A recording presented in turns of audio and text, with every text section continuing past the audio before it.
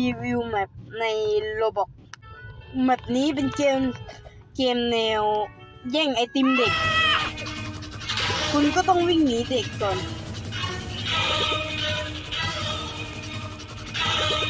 เขาบอกว่าให้เข้าไปในเขาวงกตแต่เราเข้าทางนี้ก็ได้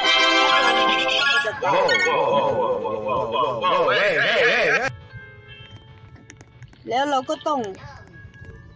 ขโมยเพื่อรับเงินยิ่งอยู่นานยิ่งได้เงิน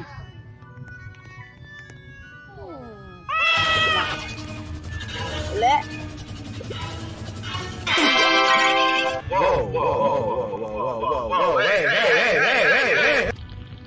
ละมีร้านค้าด้วย